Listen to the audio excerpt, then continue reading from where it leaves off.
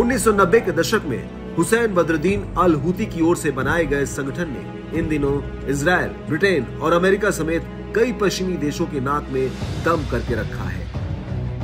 Israel Hamas युद्ध की शुरुआत से ही यमन के हूती आतंकी लगातार लाल सागर से गुजरने वाले कमर्शियल जहाजों पर मिसाइलों से हमले कर अपना शिकार बना रहे हैं। लाल सागर में एक जहाज को डुबाने के बाद धमकी पर उतरे हूतियों ने यह तक कह डाला कि लाल सागर से गुजरना है तो पहले इजाजत लो।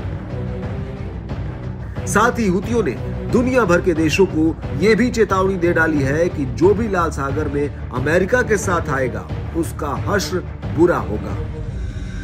इस बीच खबर सामने आई है कि यमन के हूती विद्रोहियों ने लाल सागर में जहाजों पर हमलों के बाद अब भूमध्य सागर में इजराइल जाने वाले जहाजों पर अपने हमले बढ़ाने की धमकी दी है।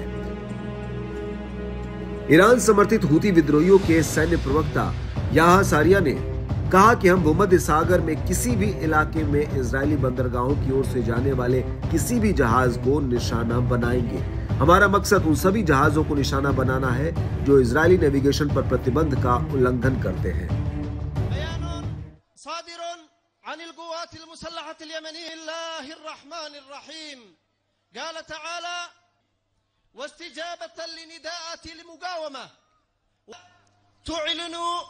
بدأ تنفيذ المرحلة الرابعة من التصعيد وعلى النحو التالي: أولا استهداف كافة السفن المخترقة لقرار حظر الملاحة الإسرائيلية والمتجهة إلى موانئ فلسطين المحتلة في البحر الأبيض المتوسط في أي منطقة تطالها أيدينا. ثانيا बता दें कि इजराइल के भूमध्य सागरीय बंदरगाह यमन से करीब 2000 किलोमीटर दूर है। ऐसे में ये साफ नहीं कि हूती इजराइल के लिए कितना बड़ा खतरा पैदा कर सकते हैं। दावा किया जाता है कि हूतियों के पास लंबी दूरी की मिसाइलों का बड़ा जखीरा है। ईरान की ओर से हूती विद्रोहियों को कई आधुनिक हथियार मिलते रहते हैं।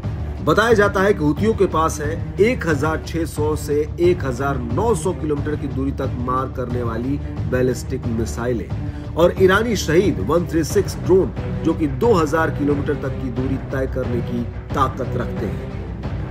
हूती विद्रोहियों ने बीते सोमवार को हिंद महासागर में ड्रोन हमले में MSC ओरियन कंटेनर जहाज को निशाना बनाया था।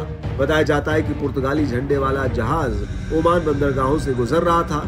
विद्रोहियों ने पहले अपने हमले को हिंद महासागर तक और यमनी तट से बचने के लिए दक्षिणी अफ्रीका के चारों ओर चक्कर लगाने वाले जहाजों तक बढ़ाने की धमकी दी थी। हालांकि हूतियों का फिलहाल पूरा फोकस लाल सागर और अदन की खाड़ी ही रहा है। गौरतलब है कि हूतियों के बढ़ते हमलों के चलते शिपिंग कंपनियों को दक्षिणी अफ्रीका के आसपास लंबी और अधिक महंगी यात्राओं के लिए कार्गो को फिर से रूट करने के लिए मजबूर किया है। हालांकि ऐसी आशंका है कि गाजा पर इजरायली युद्ध फैलने से पूरे मिडिल ईस्ट में तनाव आने वाले दिनों में और चरम पर पहुंच सकता है।